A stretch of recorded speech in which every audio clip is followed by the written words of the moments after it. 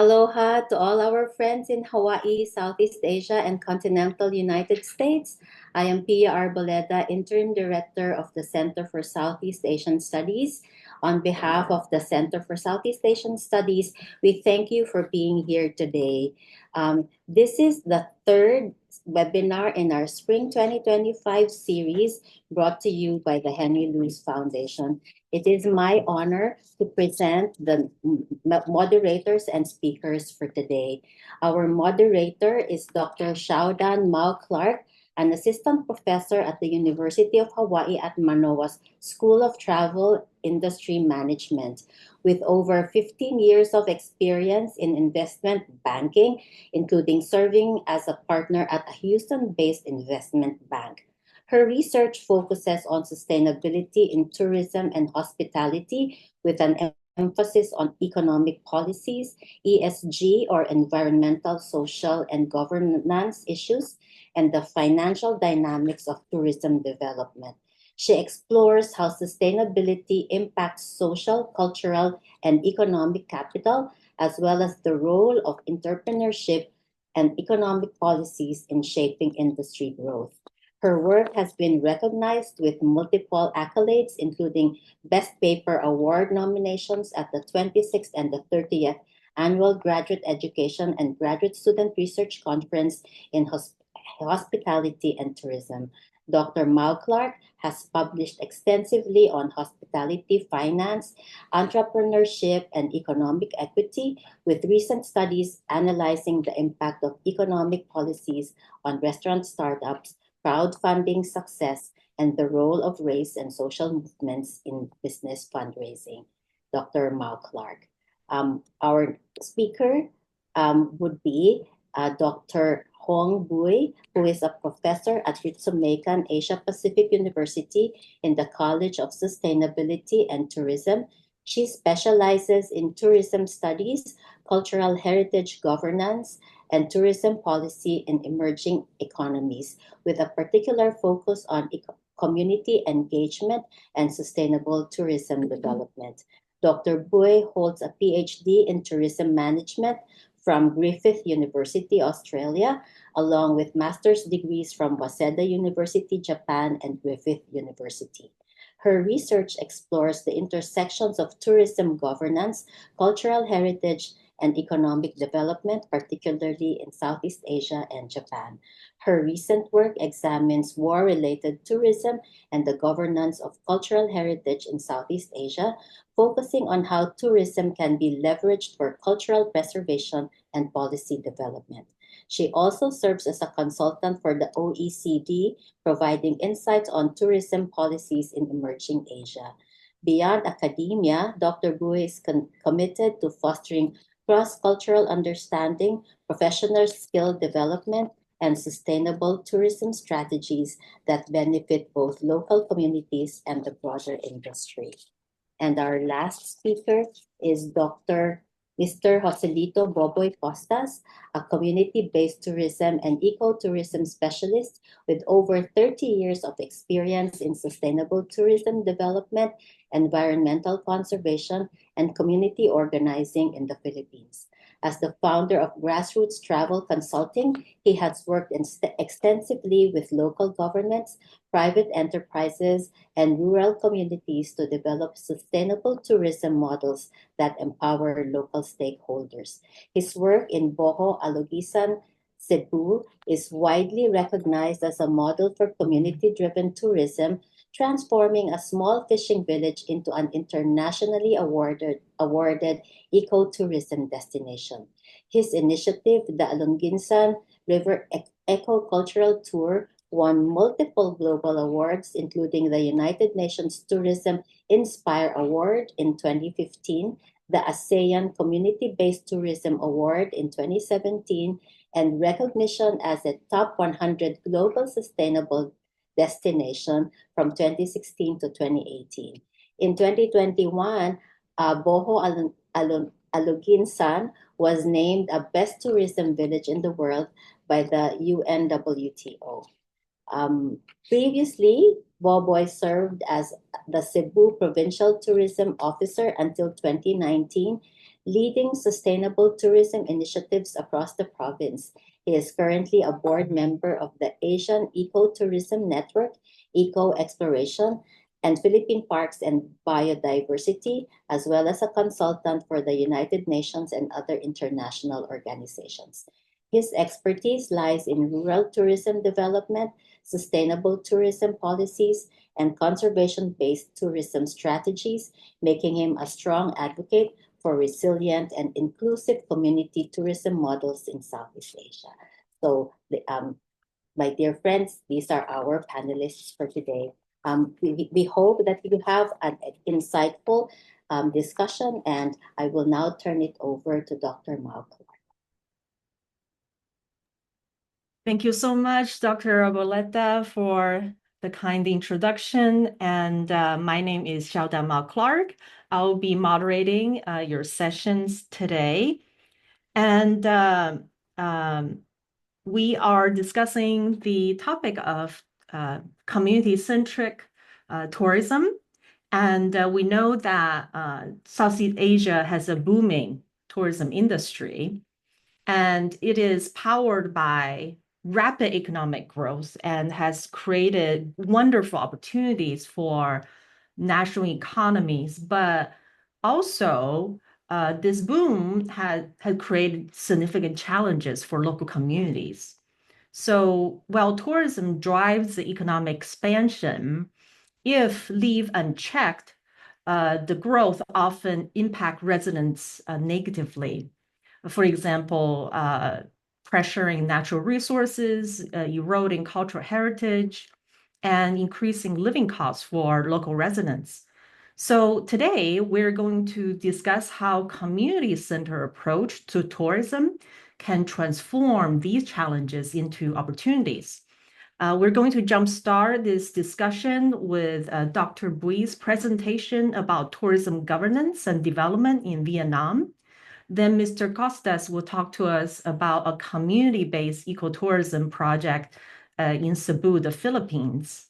After those presentations, we'll have a moderated panel discussion, and we will end the webinar with Q&As. So throughout this, the presentation as well as the webinar, please feel free to type your questions in the Q&A section of Zoom. This button is at the bottom of your Zoom, okay? So thank you so much. And Dr. Bui now will start her presentation. Yes, thank you very much, Dr. Xiaodan. And I will start my presentation now. Let me share my slide. Okay, can you see my slide clearly? Yes. Okay, thank you very much. Good morning from Japan. It's a beautiful town with sakura blossoms. So it's my great pleasure to be invited to this webinar. And my topic for presentation today will focus on the governance and development of tourism in Southeast Asia and a view from within in Vietnam. Even though I'm working in Japan, but originally I'm from Vietnam, and my research is still quite a lot tied to the Southeast Asia tourism and Vietnam in particular. Dr. Bui, I think we're looking at your presentation from presenter's perspective. Okay, so let me see if I can share it from the others.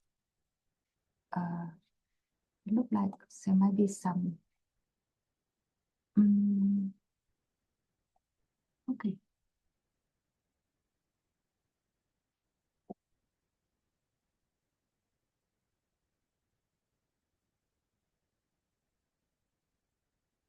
Is it a full screen mode now? Yes. Okay, thank you very much. Thank you. So my research interest covers a broad range of topics, but mainly focus on the development issues. And Tourism and Development in Southeast Asia was a book that I published a couple of years ago. And then lately we published on nature-based tourism in Asia Mountainous Protected Area. And my latest publication focused entirely on Vietnam and analyzing the principle and practice in tourism for Vietnam. And I also work as a consultant for OECD, and this is the latest report. I work with the consultant teams that focus on macroeconomic analysis for Southeast Asia, China, and India. So I in charge of 2 chapters in this report. And for today's presentation, I take some of the data from these books as well as some of the update informations. So the content of my presentation will divide into 4 sections. The first is looking at the position of Vietnam tourism within ASEAN. And second is contextualize the governance theory from tourism development and apply it to Vietnam. And with some of critical comment and evaluation, we will come up with an implication for policy making and how to work with communities. I know that the topic is about community-centric, but before talking about community, we cannot ignore the macro environment and ignore sort of hierarchicals in decision making that inherent in the political system in Vietnam. So this is the compilation of the role of tourism in country in Southeast Asia, as well as compared to China and India. So the OECD approach is not only look at the 10 countries in Southeast Asia, but it look at Southeast Asia within interaction with India and China. As we see Indochina or sort of Southeast Asia lie between these 2 economic power as well as the world's largest population. So the impact of India and China on Southeast Asia is enormous. So I extract on WTTC data that compiling a contribution of tourism to GDP, contribution of tourism to total employment, and contribution of tourism to total export. The data is the latest one is 2023, 2024. Some of the country data might not available.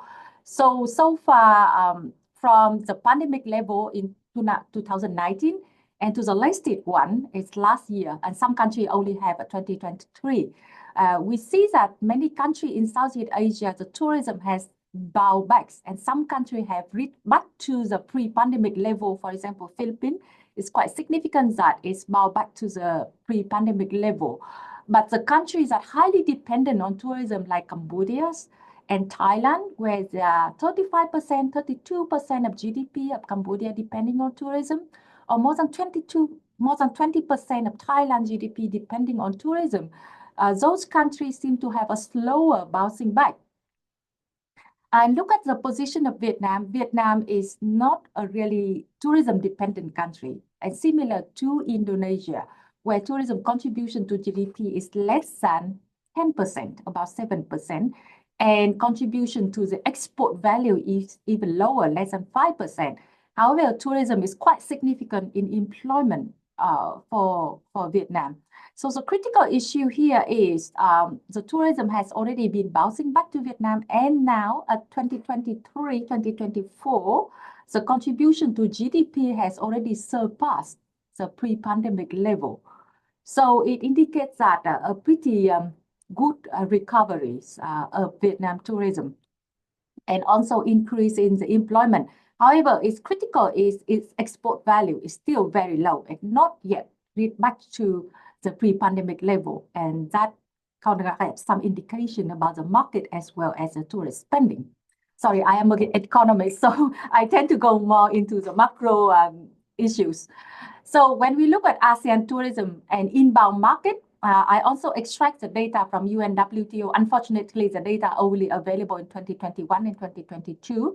So I took on the percentage of the inbound visitor to country in Southeast Asia and separated the Chinese market because it's very important and is account for a very large share. So we can see for the Philippine market, for Vietnam and Cambodia, the market share of Chinese is reaching almost about 30 to 35%. So the entire total inbound market. So Philippines, Vietnam, Cambodia, and Myanmar are highly dependent on Chinese inbound, while other countries, Malaysia, Indonesia, Laos, Singapore, Brunei, Thailand, also depend on Chinese inbound, but less than these 4 countries. And if we look at the market growth rate before the pandemic, we also see the Chinese market grow very fast. at the average rate of 25%, 30% in these four countries. And other countries in the lower bound, the lower quadrant, seem to be less dependent on Chinese market. And the distribution of intra-ASEAN also need to be emphasized because ASEAN now developed into one destination and all countries and all residents in Southeast Asia can be traveled for free without visa restrictions. So the intra-ASEAN market is very important for ASEAN because people within the region can travel to different countries in the region. So it indicates that several countries having a very large market share from intra-regional travelers, like Laos and Malaysia, is 60 to 70% of their inbound are coming from intra-Asia, ASEAN. While Singapore, Myanmar, Thailand, Indonesia also have a larger market share, about 30% of intra-ASEAN inbound. Philippines and Vietnam are less dependent. Is less than 10% for Philippines and slightly more than 10% for Vietnam. Inbound visitors are coming from intra-ASEAN. So we see that Vietnam and Philippines are less integrated to the intra-regional travels. So in terms of spending, it's also critical. So in the OECD report, I made two comparisons of pre-pandemic and the early recovery in 2021. And it indicates a trend that in the pre-pandemic, the countries that are highly dependent on inbound, like Cambodia, Thailand, Singapore, the revenue from inbound are very high. It's about 75% in Cambodia or 30%, 40% for Thailand. And we do see that for Vietnam is about 50%, so half-half. It's quite good balance. However, the pandemic changing the situation that pushing the inbound visitors kind of difficult to gain access to and reduce significantly spending from the inbound market. And we do see from the situation of Cambodia, Thailand, the domestic spending grow up to 80%, 70%. So it indicates that the pandemic really shift in the pattern of spending. And the early recovery also from 2022, this is the latest data I can get from WTTC. For Cambodia, the share of international inbound start to increase. It's now taking more than 50%. And the share of inbound in Vietnam is lower. It's about 65%. So gradually it turned back to the pre-pandemic, but whether it's really back to that level or not. But there was a good sign that Southeast Asia tend to turn into domestic to balance the shortage of income. So now, briefly on the profile of Vietnam tourism, through the macro analysis, it shows that Vietnam have pretty high growth of GDP, about 7% per year, and young populations. So the economy, as you see from the comparison, is less dependent on tourism, and tourism only contribute about 7% to the GDP.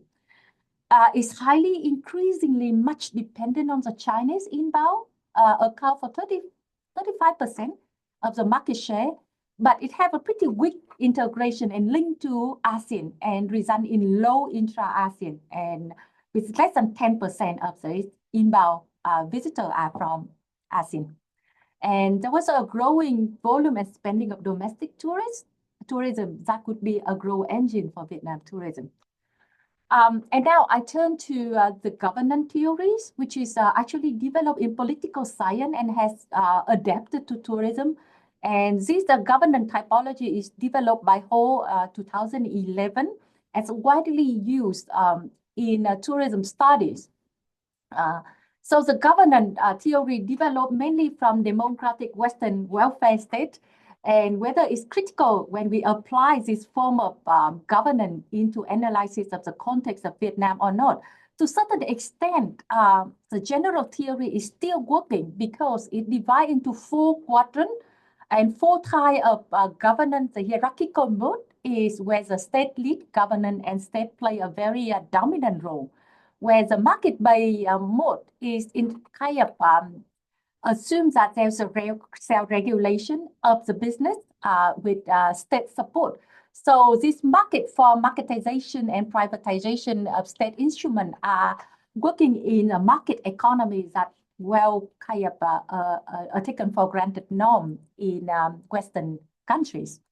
And in network mode is a public-private partnership where the public sector working with the private sector to lead the development, and where the most relevant to the discussion today is on community-based mode that emphasizes direct citizen involvement in tourism governance.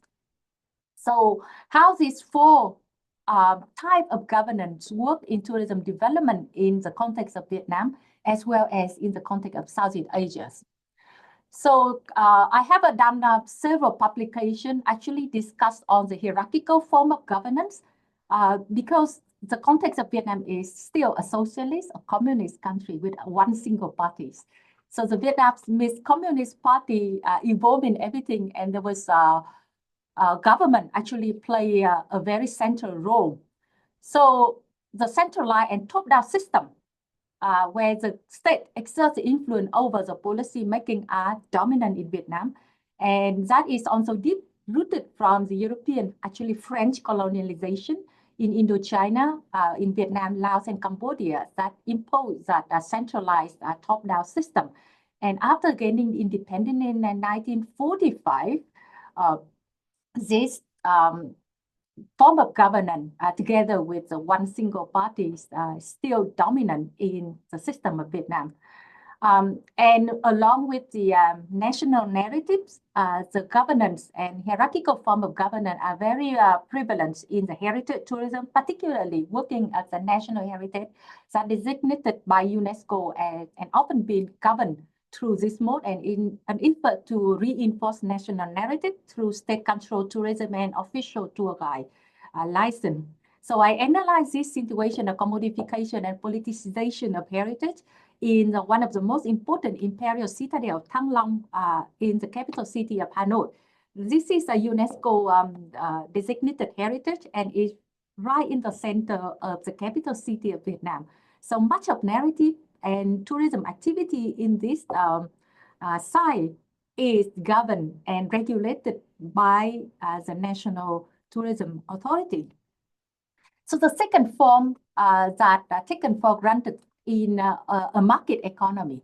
But when it linked to the discussion of Vietnam, there was some mismatch. And my latest publication, which just came last year, is Vietnam Tourism as a Crossroad of Socialism and Market Economy. As the name of the country is Socialist Republic of Vietnam, and it declared to have a market economy. So the critical point is in unitary state like Vietnam, Laos, and Cambodia, and Myanmar, there is a very strong tie between government and business. And that drives tourism, but often this form of alignment often exclude local community and non-governmental organizations. And much of the activities and development are allocated to the state-owned enterprise or the enterprise that link closely to the state. In the early stage of market economy, this close relationship between state and business can lead to favoritism, corruption towards state-owned enterprise, and inadequate stakeholder engagement in certain extent. And so my argument is Vietnam is at the crossroad of socialism, where tourism tries to fulfill the social obligation and social objective, while it also needs to advocate the market economy and function in the market economy, because the inbound visitors are mainly from the country and the destination where market economy is prevalent. Because it's stuck at the crossroads, there is a lack of competitiveness to capture the growth of high-value sectors such as health and wellness and other value-added tourism, and that making the tourism product are less competitive compared to another ASEAN country, which has full market economy mechanism. So one of the best case to example and elaborate on the marketization is the development of Ha Long Bay, particularly the cruise sectors, that has gradually transformed the state-owned into a fully private sector dominant in this destination. So the third form of governance is a collaborative governance that looking at how the public sector and private sector set up a partnerships. Again, the governance structure remain relatively adaptable and integrating diverse stakeholders such as government, community leader, and private tourism into operating the tourism. And this seemed to be a quite successful form of governance where community work together with government and private sector. And even though I don't mention here, but the local government play a very important role. They are connecting to the central state as well as connecting to communities. So they play a pivot role of connecting the public and private sector. However, this form can be successful if successful knowledge transfer to local community really depend on careful selection of target group, which community to develop, and understanding of the cultural resources and resilient to market-driven change of the community, as well as understand the social dynamic. So one of the very successful case of Vietnam, the transformation of Hoi An and World Heritage Cities into a renowned heritage tourist destination that exemplifies the importance of strong local leadership and community adaptability in leveraging cultural assets and for sustainable development. So I'm presenting this case of Hoi An that transform and taking adaptive resilience for transforming a heritage destination into a famous and one of the most famous destination in Vietnam. Is published on Journal of Sustainable Tourism a couple of years ago. Now it still remains one of the most famous and most successful destinations that develop a strong community aligned with the local and capable local authority and linking to the overall strategies of development and work closely with private sectors. And perhaps community-based governance is what we often talk about community-centric governance. And there are two forms of community-based tourism that develop and adhere to the community-based governance system. First is CBT, or community-based tourism, that emphasize on active community involvement in tourism development and management. However, there are certain critics that usually CBT is operated at a small scale, initiated, and often struggle with financial sustainability due to weak market links, pseudo participation of community, and inadequate business training, lack of knowledge transfer, and commodification of traditional lifestyle. So another form is actually a subset of CBT, but it focuses more and entirely, the main purpose is social purpose, is pro-tourism. So pro-tourism often initiated into aiming at alleviation of poverty by increasing economic opportunity for marginalized groups. So the site selected for pro-tourism often a poor and remote area, remote community with limited economic resources, but they might have abundance of natural resources or scenery or culture that can turn into tourism product. So PPT often be initiated by NGOs, and through the community development process, the NGOs together with private sector might participate on training the community and lift them up to a certain level that they can independently operate tourism. However, pro-tourism face significant challenge, including a narrow focus on poverty that might alienate key tourism stakeholders such as manager and investor, and limiting opportunity for expansion. And many pro-tourism projects actually been collapsed after the NGO withdrawal.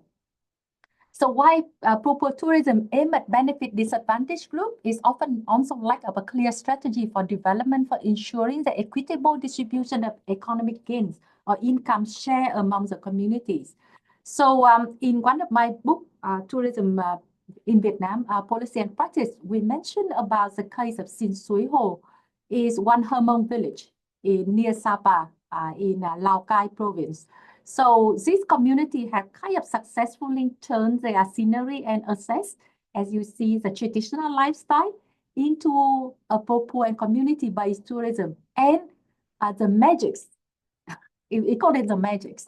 The most successful key factor is the community is able to develop a local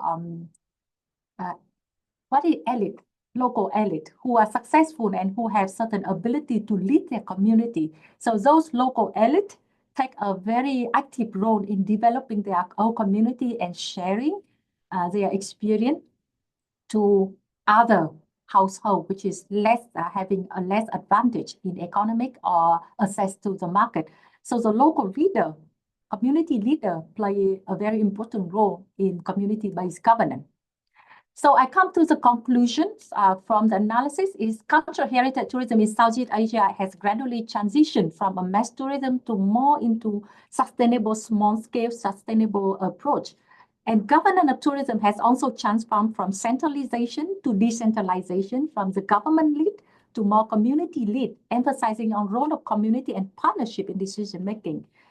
So my argument is why hierarchical governance continue to shape the nationally significant cultural heritage and market-driven tourism in urban area. Non-hierarchical modes such as network and community-led take a very active role, driving the bottom-up development in peripheral regions and rural areas. So this participatory governance structure play a vital role in poverty reduction and improve standard of living across Southeast Asia. However, successful decentralization of governance depend on effective bridging knowledge and resources gap between external agency and the local stakeholder. Another set of conclusions draw on the effective tourism governance in Southeast must be attuned to the region historical, cultural, and social political context. It means indigenize the understanding of the community is exceptionally important in winning successful community by policy. So policy making in this sector require a deep understanding of social dynamic while accounting for diversity, flexibility, and adaptability of the target community for development.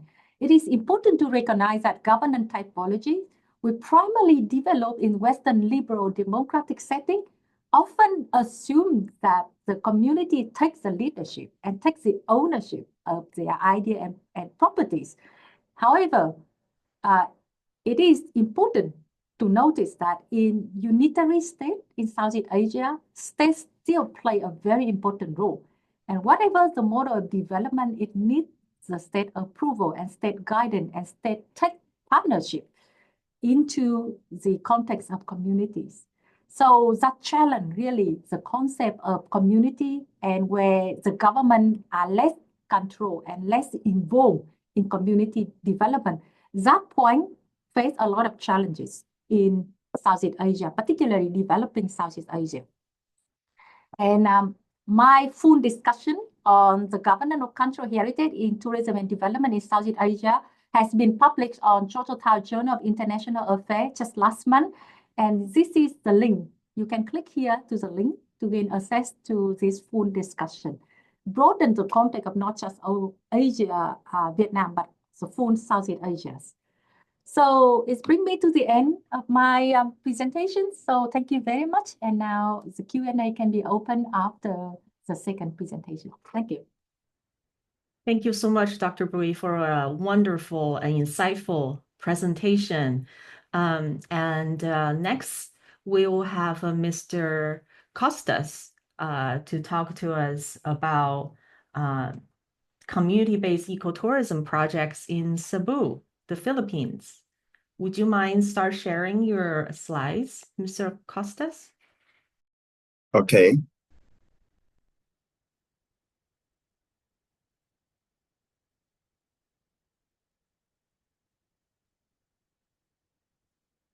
Okay, good morning, everyone from the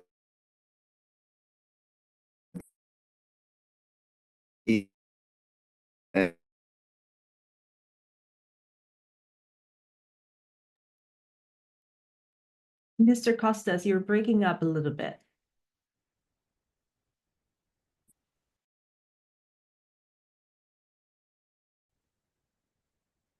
Okay, I'll repeat now.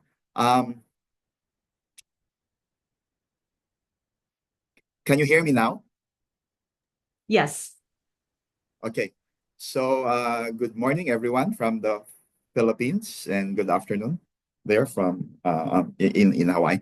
My name is Boboi Costas, and I'm here to tell a story about a particular community-based ecotourism project in Cebu, Philippines.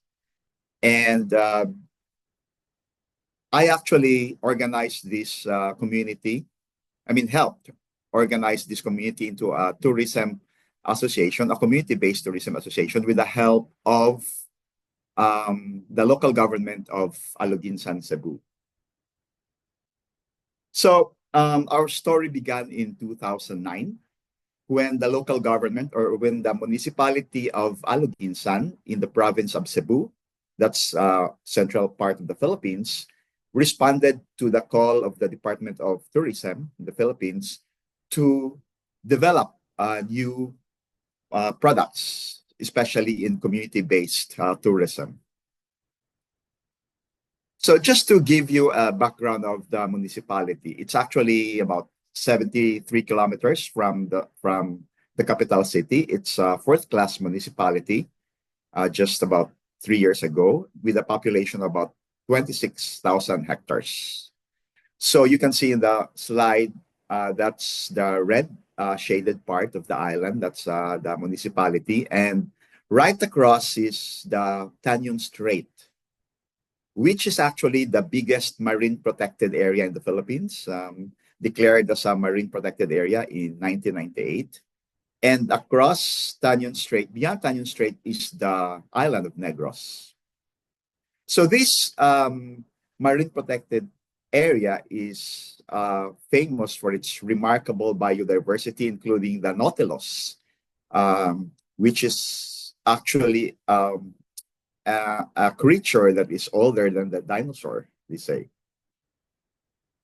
So despite Tanyon Strait's wealth of resources, the protected area has lots of challenging issues, including destructive fishing practices of local communities, which threaten the same resources from where they rely on their livelihoods.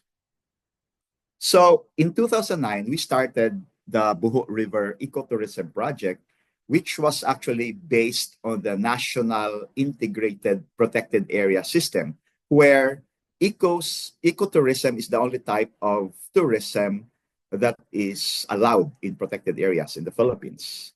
The project was also based on the National Ecotourism Strategy, as well as the Tanyon Strait management plan. So these are all frameworks where community-driven ecotourism management and environmental management was based from, highlighting ecotourism as a revenue, ecotourism revenue as a strong incentive to protect the environment. So we were treating the local communities not as enemies, but rather as allies to biodiversity conservation. So the general objective of the project was to protect the river and the coastal ecosystems, including the beach, forest, and the seagrass ecosystems, attract tourists, and at the same time earn supplemental income for the local community who rely on the resources of the strait. So the local government also believed that environmental protection and conservation is a basic governance function. So together with the municipal government, we sat down with the community, mostly women, if you look at the photos, because the men, their husbands, their brothers, their sons, the fathers, were out either fishing or working as laborers in Cebu City. So that's why a very interesting event happened during my first few months in the village. There was a training for women on homestays. And I was sort of upset why the mothers had difficulty in learning the proper sequence of housekeeping, of cleaning toilets during a practical assessment exercise. And then I was embarrassed when I found out that most of them didn't even have toilets. And so with the community, we started moving on. We started with the Natural Heritage Inventory Assessment with the help of civil society, biodiversity conservation groups, and even the academy. And we did natural heritage inventory and assessment of its river, of the seagrass, of the corals, of the mangroves. And together with the community, we actually found out 61 bird species, 24 mangrove species, 5 dolphin species, and 7 seagrass species. And after the natural resource assessment, we we also examined the community's cultural heritage, like their fishing rituals, important landmarks in the community, as well as the traditional creative industry, like the grass weaving you see in the slide. We've done this through a cultural heritage mapping. And together with the natural resource assessment data, we presented this to the community for validation. And once we had the validated data, we proceeded with community planning. So we proceeded with issue identification and analysis. We defined their needs. We analyzed and ranked community problems and issues and challenges according to their importance and urgency. And we've also identified commonly felt needs of the community. So we've discovered that most of them were earning an average monthly income of less than 3,000 pesos, or today's current rate, that's about $50 a month. And the community also discovered that fish catch has declined over the years. So we proceeded with community mobilization, and despite the declining attendance, because when we develop community-based tourism, it takes years, especially the gestation period.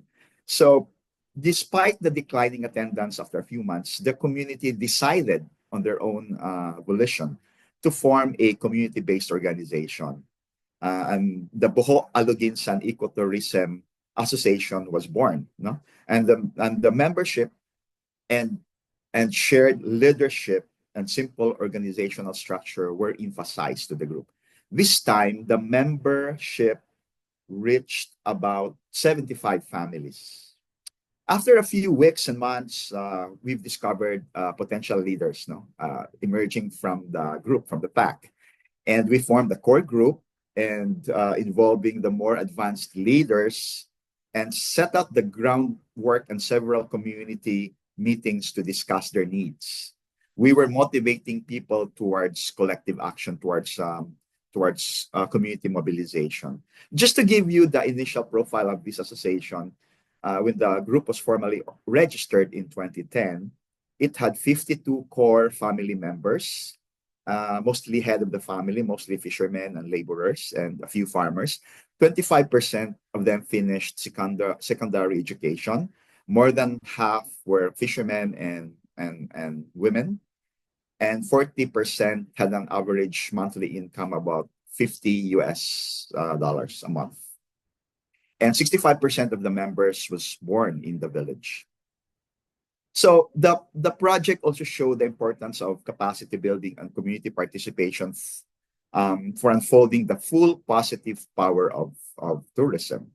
So for us, for the communities to participate in tourism development and be empowered to make independent decisions to find their solutions to their problems, they need access to knowledge, education, and resources first. That's why the capacity building came in first. And we engaged the community into action, mobilizing them. And it was the expression of the community's power. If you look at the photos, they've dismantled illegal fish traps in the river. They've constructed their own community, a visitor community center. They've apprehended illegal fishers. And then the community was moving towards, volunteerism and sweat equity, where their participation was monetized to give just to emphasize and just to highlight the importance of participation in community-based tourism. So at this point, at this stage, many community members gave up. They gave up their membership. So from an attendance of almost 200 individuals, about 100 gave up, no? And it was also a time for the community to reflect and evaluate and to extract lessons learned along the way. So when we've developed our product, we've considered the biodiversity conservation.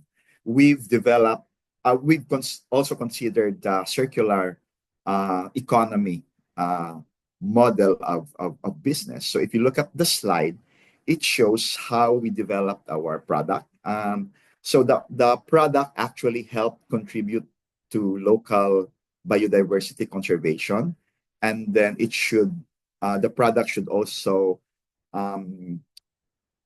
involve and distribute benefits to the local community.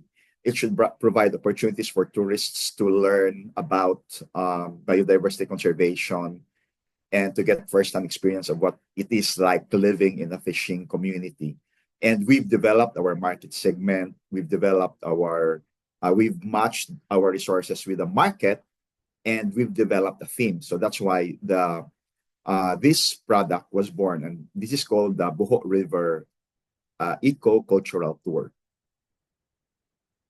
So if you can see the photos, these are examples of our circular business model of product. So all of the materials are found in the river, and we've served local cuisine.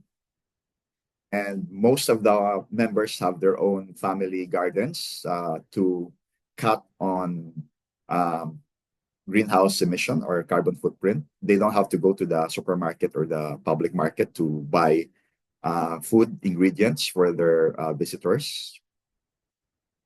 And they've also repurposed wood, old wood from old village houses, converted into boardwalks, and they've gathered ordinary stones to improve walkways, and all sorts of materials in the village developed into souvenir products, and even the decor of the center using indigenous materials.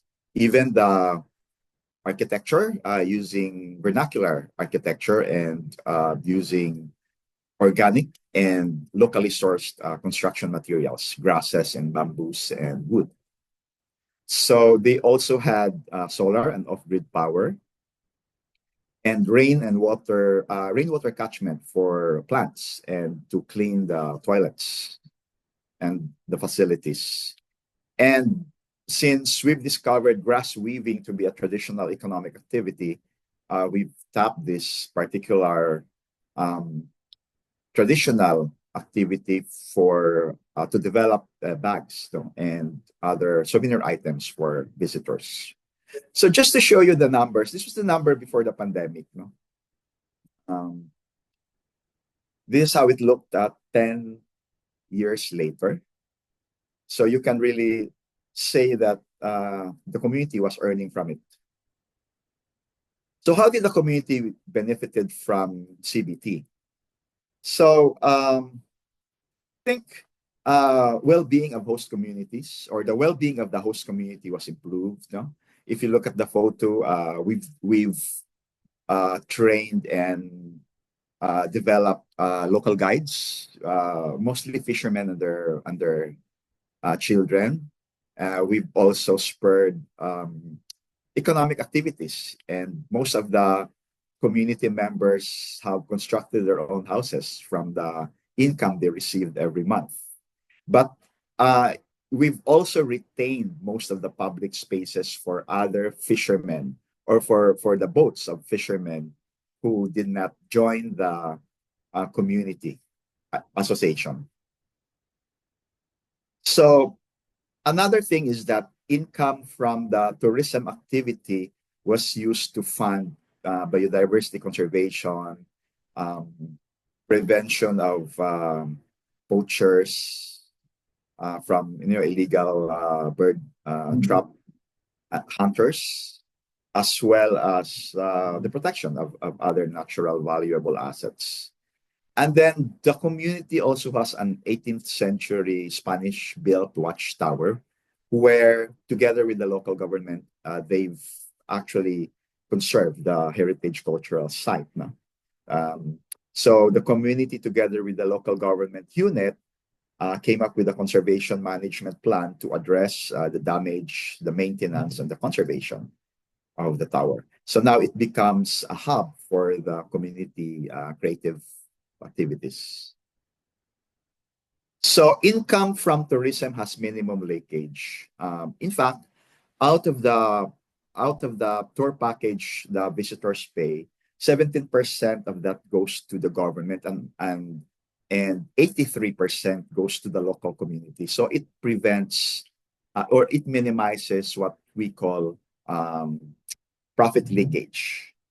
And then the 17% of the government share will go to the funding of the municipality's other biodiversity conservation efforts, as well as to the wages and of its rangers, and to fund the operational costs of their marine patrol boats.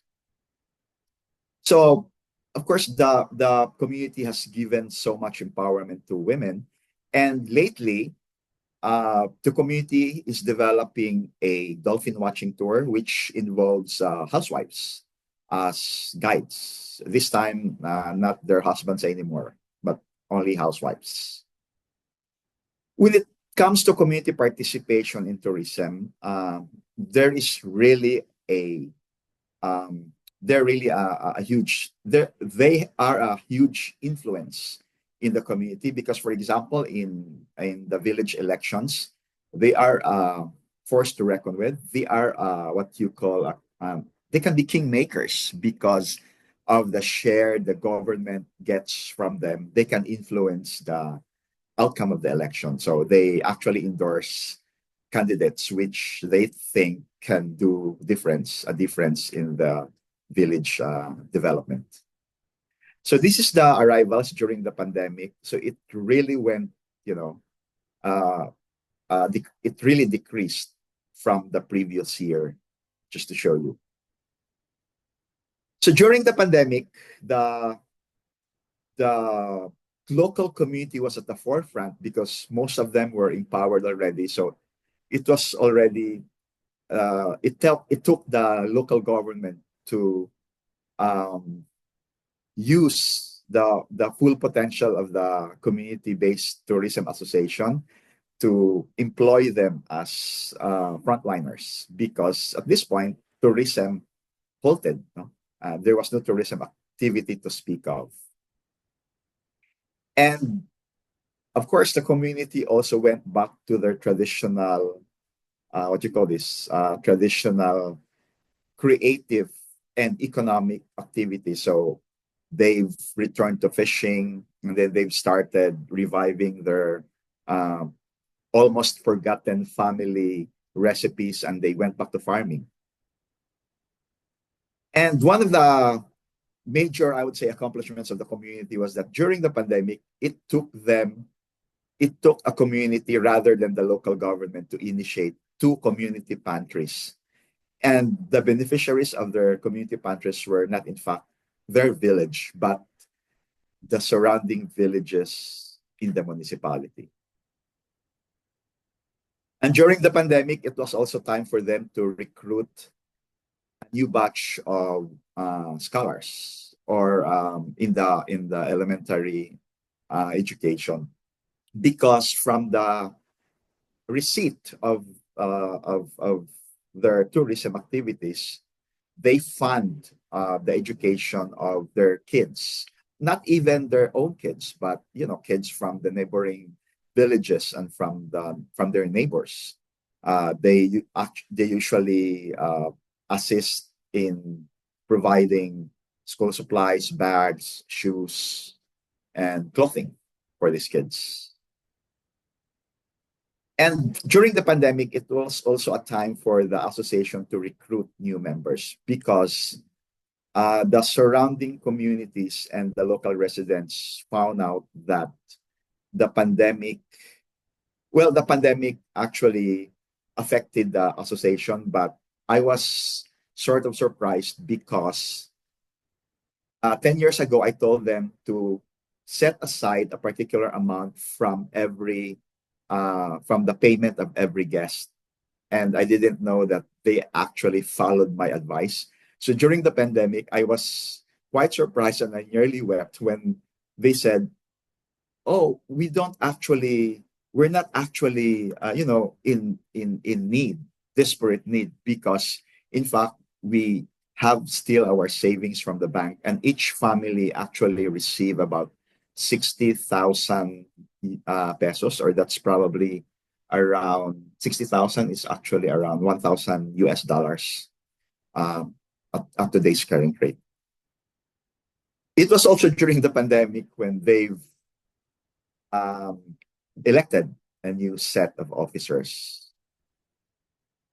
And while we were struggling because of low tourist arrivals, we always revisit our accomplishments, no? So, in fact, as mentioned earlier, during the introduction, we've already won 5 global international awards because of the model we've developed. And the recent one was the Best Tourism Village in 2021, given by the UNWTO. But for us, one of the lessons learned is sustainability is not really a destination.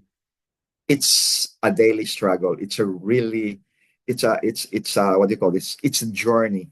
For us, sustainability is a journey. And the community feels that so much has to be done. In fact, one of the two issues and challenges we are facing today currently is intergenerational sustainability and land development. I would say that the community is a victim of its own success. 10 years ago, 15 years ago, the community members dreamed of sending their kids to college. And, looking back, I would say, be careful for what you wish for, because their kids have their college degrees now. And it's an issue now because the kids are leaving the village to work in the big cities, in the big city. Another problem we have, or another issue we have right now, is land development. If you see Cebu in the map, it's just a very narrow island, but it's progressive. So it's, the dream, the aspiration of becoming a modernized city is there. So land development is slowly creeping, or it's slowly encroaching the protected areas. And I think that's a problem right now. So currently we are developing new local champions. We recruit kids, not even some of them, they're children, but we're also looking at the neighboring villages.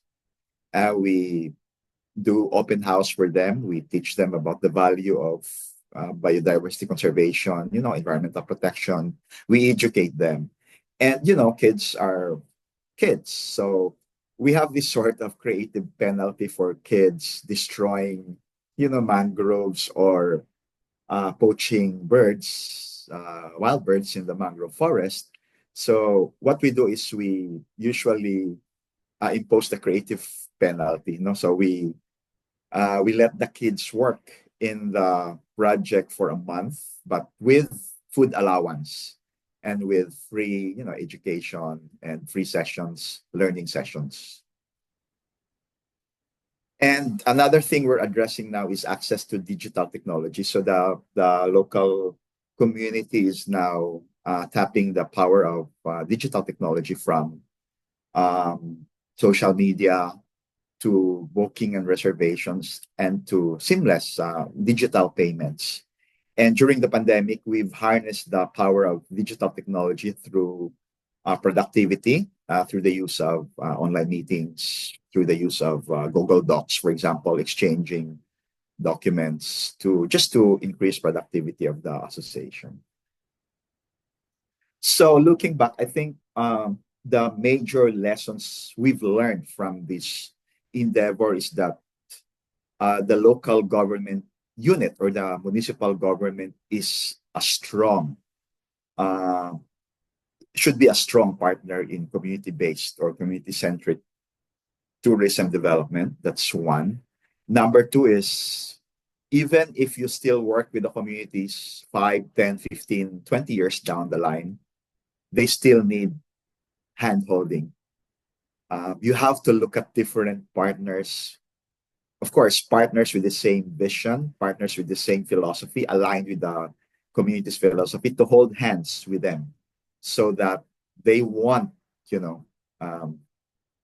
they won't, what you call this, they won't be astray, in the journey towards sustainability. And lastly, I would say the third lesson we've learned from this is participation and empowerment are actually interdependent with each other. So over time, if a community participates, over time it becomes empowered. But then if a community is empowered, over time, it will participate. Okay, and I think those are the three lessons we've learned from our journey. Thank you very much, and good morning from Cebu, Philippines. Thank you, Mr. Costas, for such an insightful and wonderful, uplifting presentation. And now I am going to start our moderated panel discussion. So feel free to jump in the conversation as you see fit. So based on both of your presentation and your advocacy in advocating local communities' involvement and ownership in tourism development. And we saw an example, Mr. Costas, in a small community in Cebu. And so this question is for both of you. How do you think, how can you replicate models in small communities, such as the one that you develop in Cebu, to scale up to a much bigger city? For example, capital city of Cebu, or even Honolulu, Hawaii, where I'm sitting right now. How can you effectively scale up your model so we can promote community-centric tourism in bigger scale? Should I start it? Sure, please. Okay. It's a very interesting question, and I always expect the same question whenever I give this project. Well, this model has been replicated in the region, in the Philippines, and yes, it can be scaled up, no? But then I would say it really depends. If you listen to my lessons learned at the end of my presentation, the first is local government support. So even if you have the same model, even if you have the same model that is going to be scaled up, still depends on the government support. For me personally, I don't really start implementing a community-based project using the same model unless I get the full guarantee of the local government unit, the support. And what does it take for the government to support? Well, of course, number one is logistics. That's assuming you already have a community. But then again, it depends on the community, because there are local government units who select the communities You know what I mean? They select the beneficiary of the project. And why do they select this project beneficiaries? Because number one, don't forget we're in the Philippines. It boils down to political reasons. Perhaps the politician won there in that particular community, or maybe that that local government chief executive wants to, I would say, earn the support of the community. So that's one. Number two is the community worth assisting, or is there a site of the community that is worth protecting? Is there a charismatic species there? Like one project I worked with, it just wrapped up about 3 months ago, is this community still in central Philippines, but it's so beautiful because their iconic species there is worth saving. You know, I'm not sure if you're familiar with Rafflesia. It is the biggest flower in the world, and it blooms in that particular community. So I mean, it's a charismatic species. It's worth saving. So, but the problem there is, again, depends on the community's dynamics, peace and order. Peace and order. So perhaps you still have the same model, CBT model. And as you've asked, how can you replicate it? It can easily be replicated because all the ingredients are there, assuming that you have the municipal government supporting with you, which will provide you the logistics, the funding, and you have an important biodiversity feature, an important cultural heritage worth saving. That's it. Because for me, community-based tourism, number one is, of course, we want to provide additional or supplemental income to the community who are, who's been living in poverty. But at the same time, come to think of it, I would rather conserve or preserve the biodiversity first. If I chose between biodiversity conservation and poverty alleviation, well, of course you cannot do both, but in my own personal experience, I would rather go for biodiversity conservation first. Although, because when you talk about tourism, it's a double-edged sword in the context of biodiversity conservation. Number one, biodiversity conservation is one of the assets that can be used for tourism. But at the same time, once you have tourism there, tourism can also destroy biodiversity, right? So it's a delicate balance between, environmental conservation and poverty alleviation. So to answer your question, to wrap it up, yes, it can be scaled up. How? It depends on the dynamics working within the local government and the communities. Thank you, Mr. Costas. Anything to add, Dr. Bui? In fact, I generally agree with your point, particularly in the pivotal role of the local authority, local government, where they operate the logistic and whether they support the community initiatives. And also the point of the unique resources that base of that community that become an attraction, because in order to turn a community, a place into a touristic place, it must have something unique, something that visitors want to see. So without that condition, it's impossible to develop tourism. And the next is the supporting for all logistic and development that often come from the government. And unless that two conditions are met, the community-based tourism might not be able to develop. And I also agree on the point of whether poverty evaluation should be the first or biodiversity conservation should be the first. And the practice shows that if poverty evaluation is to be priority, the project gonna run into crisis. Yes. So yes, I share all your viewpoint from the practical perspective, but also the theoretical perspective also advocate that the community cannot exist independent by itself. It linked to Yes. environment, it linked to the culture, it linked to the surrounding environment, and it also linked to political system where the community is a part of that. So the community-based development really have to address the social ties, environmental tie, as well as the political economic ties. So it's a really complicated system, which not just, oh, I want to work with community, I want to develop the community by my favorite, Yes. but all the other condition and contextual condition doesn't allow it. Then the project wouldn't be able to Yeah. guarantee this. And may I add one more idea? Yeah. For me, if on my first day, when I go to a community on my first day, my first question would be, "Do you like tourism here?" And when they say no, we don't like tourists, and then I would respect that decision. I said, "Okay, fine, no."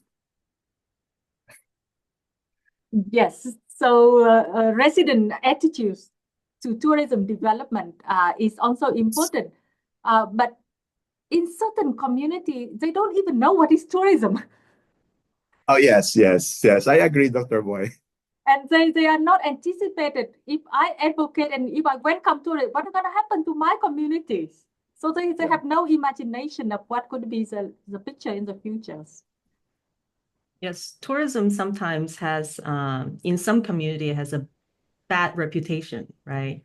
So over tourism destroys local resources and interrupt the Yes. local lifestyles, and possibly even some residents even have the attitude that, oh, some tourists might stay permanently and take my jobs and things like that. So Yeah. it's definitely very important to to share a balanced perspective of tourism and how it can be done right. My Yes. point on that is the community only be able to see the negative impact of tourism after a while, and it's already too late to correct. So they might not anticipate all those negative effects at the time of development, and the effect might come maybe after 10 years, a decade, Yes. where the community Agree. already so used to with the tourism is no way to turn back to the starting point. So that is kind of transplanting lesson from one destination to another is sort of important. Yeah. Right. So let's shift the lens to hotel, hospitality and tourism developers, right? Those big hotel companies and what are some advice that you have for tour operators and hotel companies to shift the power to local communities so they are aware that when they develop any tours or develop any kind of hotel accommodations, that they are looking after the community's best interests as well. And anyone, Dr. Bui, you want to take a stab first for this question? As we see, most of us, when we talk about community-based centrics, is small scale. And community-based or homestays, very small scale, even micro scales. But when we talk about the hotel development, it's often like big group, franchise, brand name. So there is certain conflict in the benefit as well as particularly in the land use and land use planning as well. The practice is when the big hotel group come into investment, it might be advocated by the government, state government, and local government. Oh, there's new jobs, there's new development, there's new accommodations, the visitors want to come. But in fact, who are actually working in that hotels, the major important position come from outsourcing. So the local community might have very small share in what they work, and what they work is at a very low level. And If the hotel group develop in remote area, it may be unique resources like islands. They're also facing with big problem of how to recruit, how to have local people to work in their hotels. So many hotel groups, because in order to remain their standard and quality, they might have to bring the labor from outside. And again, that is migration, internal migration to the destination. And of course, the outsiders, the externals, the investor will change the local communities significantly. But my questions is, my critical viewpoint is the development of hotels, big hotels are not actually going to remote area with unique resources and need much biological conservation because the opportunity for business might not be very substantial there. Back to you, Costa. Okay, to answer that question, I think I would still, prefer giving my experience. Yeah, with the community-based tourism association is actually or is currently working with hotels and tour operators. But before we do that, we always require the hotel operators, the tour operators and the hotels to be educated in terms of sustainable tourism, community-based tourism. So we make it a point that our association, the CBT, and the hotels that are using or that are promoting us or that is marketing our CBT, we have the same philosophy, we have the same business philosophy, we have the same, our visions are aligned. So we make it a point to educate these hotels and tour operators on the value of, working with them and doing business with them. So we always avoid and we always call the attention of tour operators who are only doing greenwashing for us, because by experience, there are always tour operators we've worked with in the past where they are actually greenwashing. In reality, their hearts are not into sustainable tourism. Another thing, aside from the educational campaign or educational awareness we usually give to hotels and resorts, we accredit our tour operators. We allow them to promote and sell our packages when we actually vet them and when we specify in the contract that there must be fair trade, meaning to say they don't overprice our tour operators, and only the community will get just a smaller profit than these tour operators get. And it would also be helpful for tour operators and hotels to have certifications, because our community-based tourism association, we already have, because of our international awards, that is sort of a certification for us that we're now into sustainable practices and all that stuff. So I think for me, it should be educational awareness for tour operators and hotel. Second is we vet them according to fair trade practices. And number three is if they can get a certification from, although it's hard in the Philippines now because it's not yet very much accepted by the hotel industry and tour operators, certification, green certifications and sustainable tourism operations, that kind of stuff. Thank you. Yes, follow up your point. I think that now the ESG movement in the hotel and tourism sectors definitely would link to the concept and would link to the more responsibility and green certificate. Yes. So that would be a new opportunities for the tourism sectors if the ESG principle has been implemented properly. Yeah. So this is a good segue to go to our audience questions. And it relates to compliance to environmental standards or laws. how do you, in promoting community-based tourism, how can small communities, right, be compliant with environmental laws or standards without putting too much burden on the community members?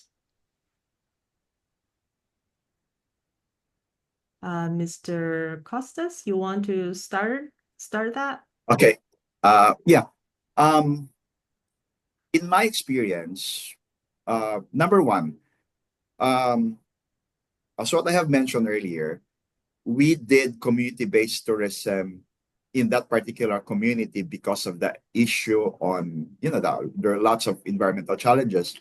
And take note that this is a marine protected area, or in other words, it's a national protected area declared by the national government and managed by the national government. And it's only ecotourism type of tourism which is allowed in the particular area. So in other words, all the laws pertaining to the National Integrated Protected Area System are applied in our project.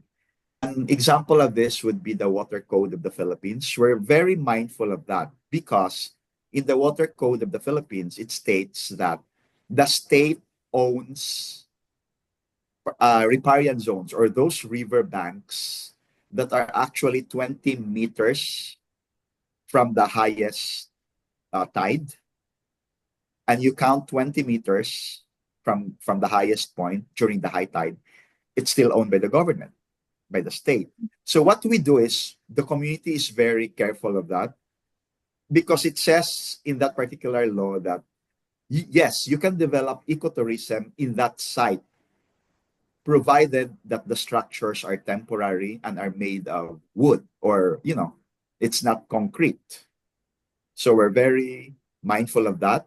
That's one environmental law that the community is very compliant with. And we also do, of course, it's a community-based association. Most of the members have not gone to college. So we make it a point to partner with the Department of Environment and Natural Resources to conduct monitoring and evaluation, or what we call monitoring of water quality. We do biodiversity assessment of the mangroves, seagrass, and even corals. So the community is very much mindful of the environmental laws, and they're complying with that. And in terms not only environmental but even the laws on business like taxes, and they comply with that. And it's at first it's so hard because for them they would say, how come they're concentrating on us when we're just traditional communities working to make a living? Why not go after the big businesses? I mean, that is usually their sentiments. But of course, I always tell them, we have to be good neighbors and citizens of the Philippines, because it's good that if we follow the laws, we don't have to run, so that the government will not run after us. So yes, environmental compliance of environmental laws. Community is very mindful of that. Dr. Bui?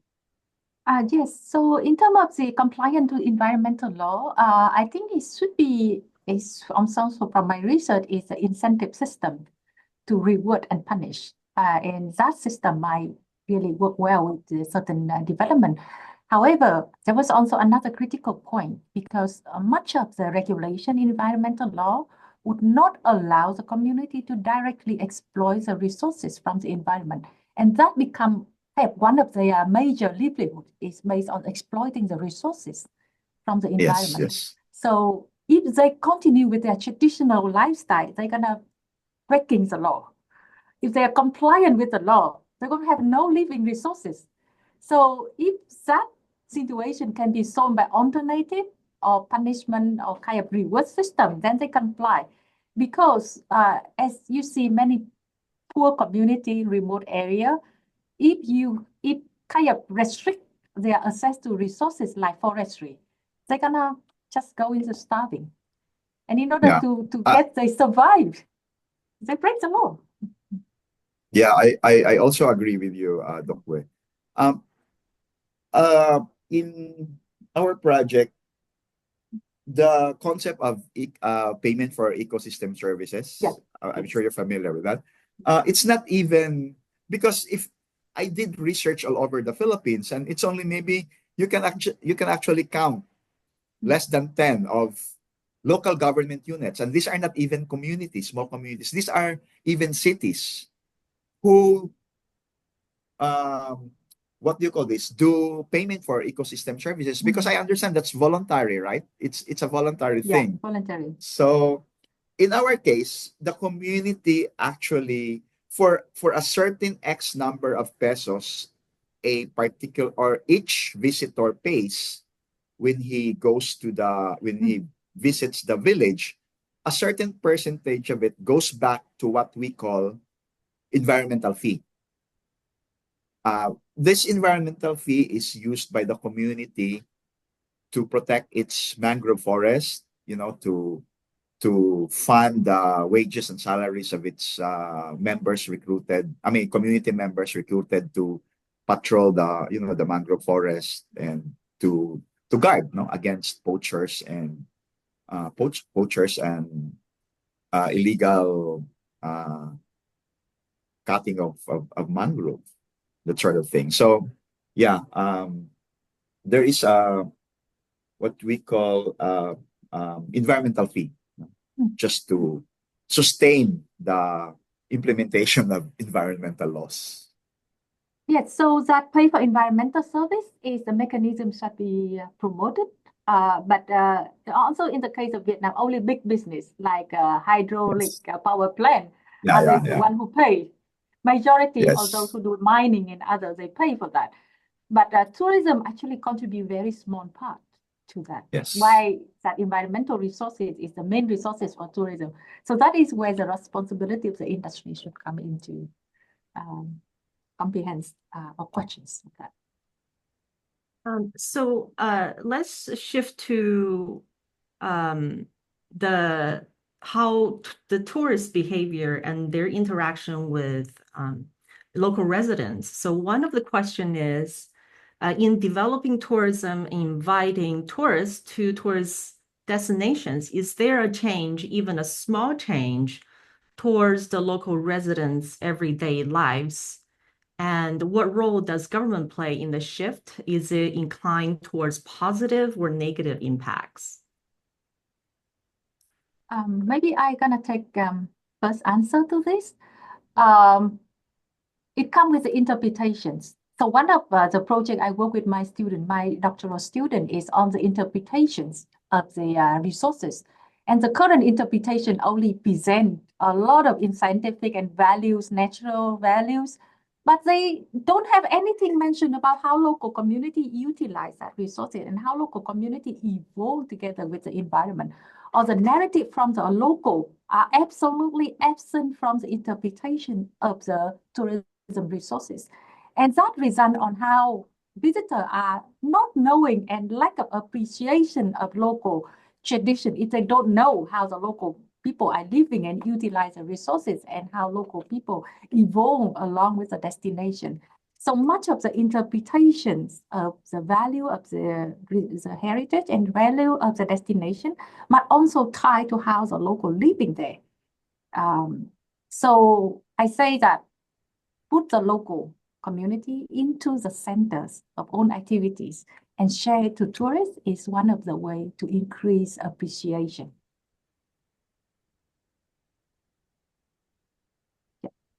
Okay. Yeah, in my case, yes, I would say there are changes, both positive and negative. When we started developing the CBT in that particular project site, a lot of negative perceptions, even before the first tourists arrived, there were already a lot of negative perceptions and even changes in the way residents behave. One particular example is business-minded residents were actually land banking already. I mean, it's a site near a protected area, but a lot of residents were already speculating on lands because they think if the project becomes successful, that would probably raise the price of real estate in the area. That's one. I don't know if that's negative or positive perception, depending on, I mean, negative or positive impact. It depends on where you're coming from. But that's one of the that's one of the changes I saw. Another change I would observe is residents suddenly becoming entrepreneurial, even if they are not members of the community association or the CBT. I was quite surprised when one day I just went to the village and saw this line of stalls selling fruits, newly harvested fruits. One stall was selling bags and baskets, and they were not even members of the community association. We had so the government, when it saw the particular these particular changes, it kind of look at it in a positive way and thought we might as well give entrepreneurial training to our residents so that they can probably cash in on and ride on the CBT boom in that particular small village. So these are negative impacts, negative changes, and positive changes. But I would probably highlight, because not all CBTs are the same, I would probably highlight the positive change that this particular community experienced, especially in the residents. Because when we started the project, the village, in the Philippines, it's called barangay captain, or it's the village chief, was really an enemy of the development, because he thought the members would become so empowered that one of the members would probably contest his position during the elections. So he was very wary about it. But you know what happened? The barangay captain, or the village captain, after his term, went on to become a member of the CBT because he knew that there are a lot of benefits you can get when he joins this particular association in his village. So from an enemy, he became an ally. He became a member of the association. So that's one of the, I would say, positive change that happened in the residents' point of view when it comes to tourism. Now he actually leads the entertainment section. So he's a good guitar player. So he usually plays the guitar when there are visitors. Oh, that's wonderful. That's it. Yeah. So Dr. Bui, you talked about the political system in Vietnam and the differences between what Vietnam has and free market systems. So one of the audience question is, how do you remain sustainable amid capitalism, which is based on expansion and growth? So, for example, the desire to grow someone's business and amid finite space and resources, growing local population, more income needs, over long term, something has to give. So how do you be sustainable and still work in the political environment that you're in? Yes, so this is a very interesting question, and it's also concerned about the scale of the projects, whether it's expanded or it just keeps as it is, and reflect on what Costa mentions. So when the community becomes success, they become the victim by themselves because economic development and increase the livelihood, it results on their children living home, and nobody carry out the business after the first generation. And so the community getting very old and they have actually no capacity to expand it anymore. And what I observed in Japan is very illustrate that issues because of the aging population, and much of the community-based projects are in peripheral area, in rural area. And there are lack of young people actually to carry out with the development.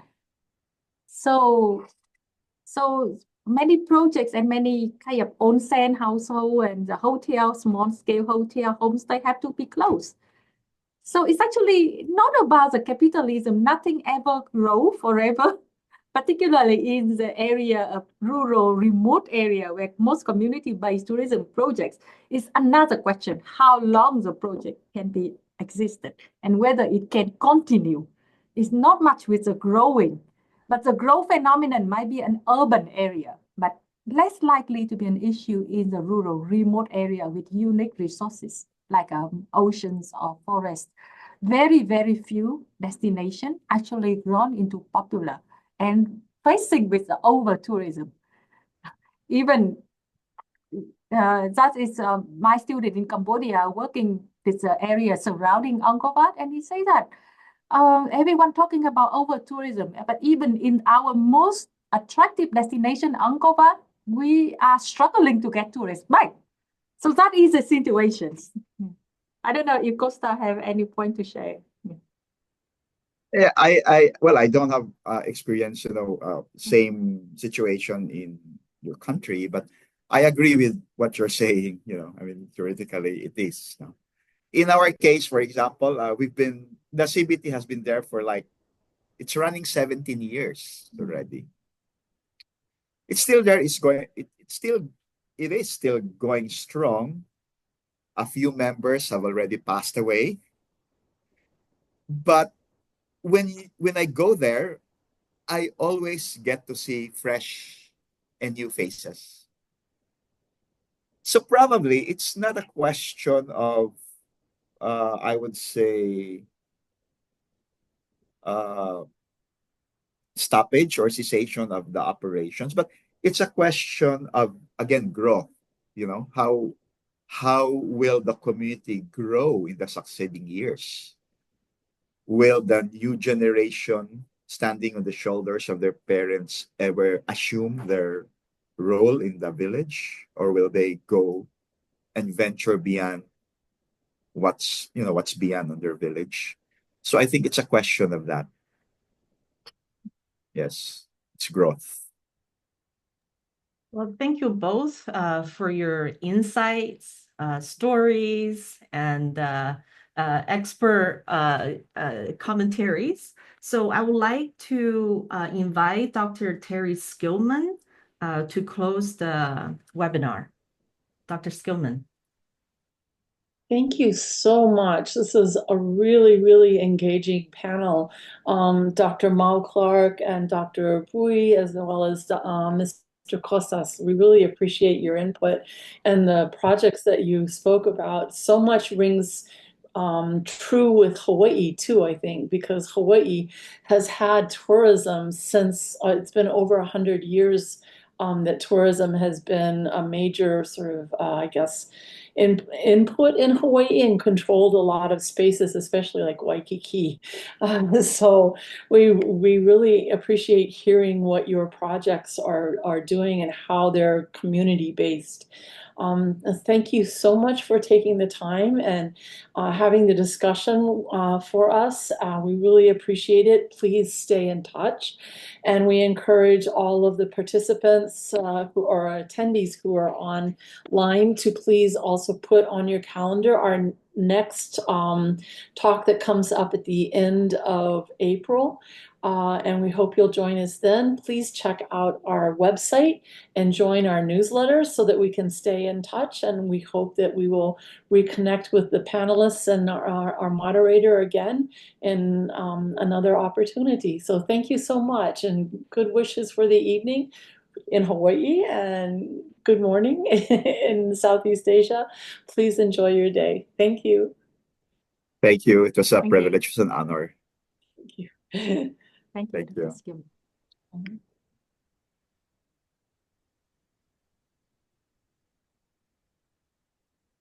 Okay, so can we leave already?